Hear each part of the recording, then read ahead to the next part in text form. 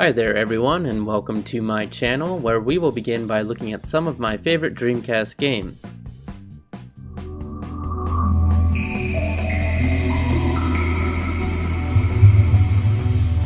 The Dreamcast, probably the single greatest console of all time. And no, not because of the great number of games or long lifespan, since, while it still pains me to admit it, the console itself was robbed of a long and happy commercial life. No, the real reason this is the greatest console of all time is because this is the first console I ever owned. I'll never forget standing in line at Best Buy on Black Friday for over an hour to pick this bad boy up, only to hear just a few months later that it was being discontinued. Also, how can you not love the charmingly loud noises this thing makes?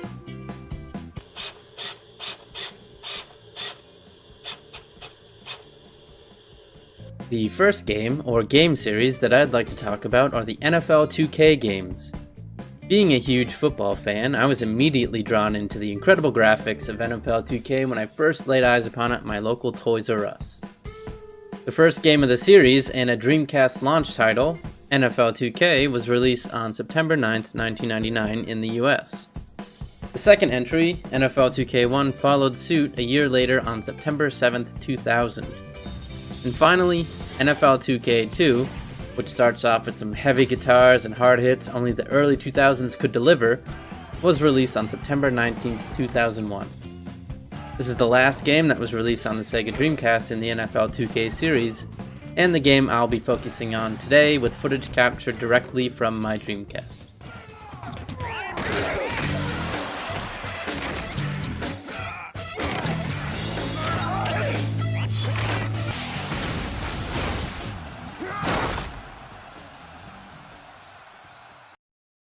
Once you get past the opening video, you are given several game modes to choose from.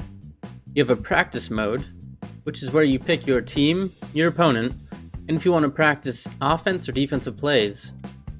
There's a tournament mode, where you choose from a 4-team, 8-team, or a full 16-team tournament to get to one champion.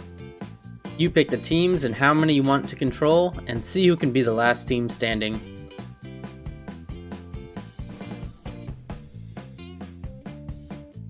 There's an exhibition mode, where you play through one game with the teams of your choice and varying customization options such as weather, stadium, uniforms, difficulty, and other various options to select. There's a season mode, which is where you play through one season with the team of your choice to try to win a Super Bowl with limited customization options. You can adjust depth chart, make trades, sign existing free agents, but the mode does end after one season and you will not be able to draft new players like you can in the franchise mode. You have a playoff mode, which is where the game simulates a full season and you pick up in the playoffs, controlling the team of your choice. It is important to point out that you can only select from teams that made it to the playoffs in the simulation and you cannot customize this. There is no option to control which teams make the playoffs like in the tournament mode. From here, this mode is identical to the tournament mode as mentioned previously. Next is the franchise mode. Here is where you play through several seasons with a team or teams of your choice.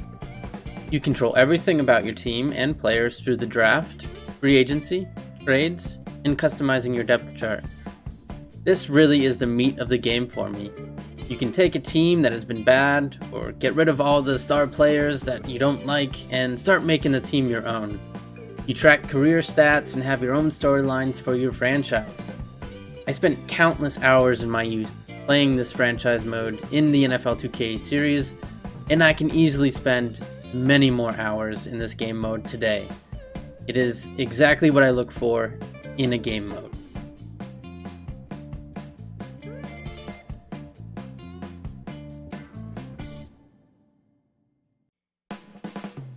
The next mode I want to talk about is the fantasy draft mode. Here you pick from one team and go through a fantasy draft with the remaining 31 teams, picking from all real players in the game. This is a fun mode that's a little less realistic, but still enjoyable to try and put together a team of all-stars, while still trying to anticipate who you need to pick when and who will be available later in the draft.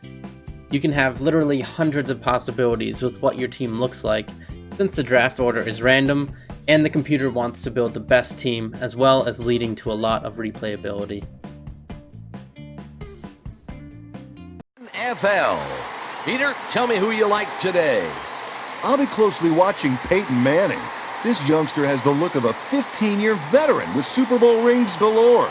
His knowledge of the game is his biggest asset. Combining that with tremendous arm strength, pinpoint passing accuracy, and great leadership skills, he's going to be a household name for years to come. Solid prediction there, Peter. The final mode to talk about is just the online mode, which unfortunately is not playable anymore, at least to me. But this was a mode where you were able to play against other players on the Dreamcast through their Sega Net system.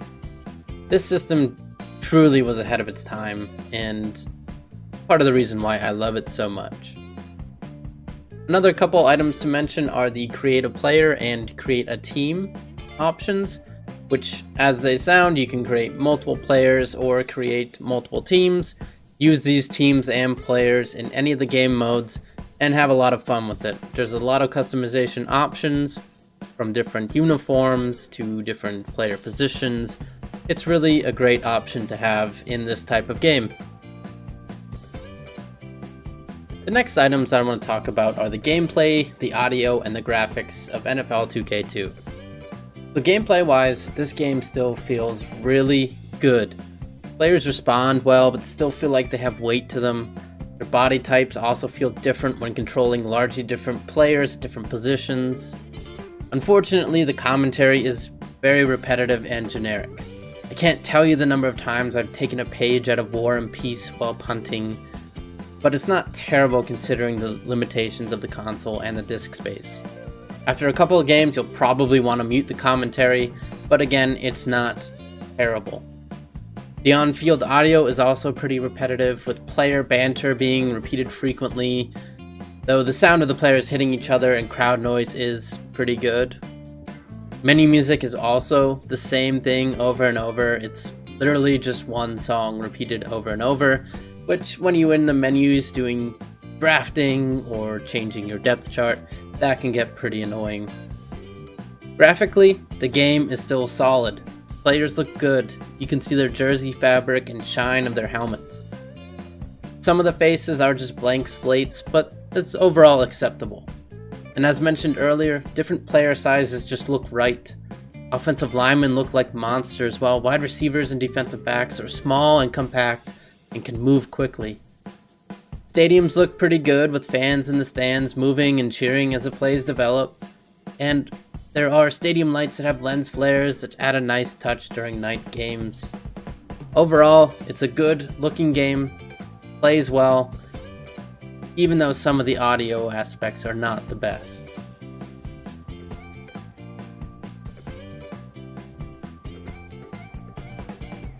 I'd like to take a minute to step back and remove my nostalgia goggles for a minute, since there are some cons I'd like to discuss with NFL 2K2. First of all, in franchise mode, scouting is pretty much non-existent. There are no surprises in drafting and building a team. A player's rating is his rating, and you know that. You can see it the whole time.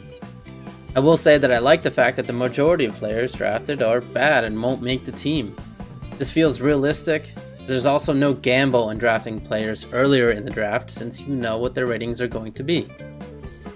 Another issue with drafting is that positions in the draft are empty starting in round 3. Draft logic is flawed. Offensive players go too early. The computer drafts them, leaving all these good defensive players late in the draft. Additionally, there are just positions that are empty once you get far enough into the draft.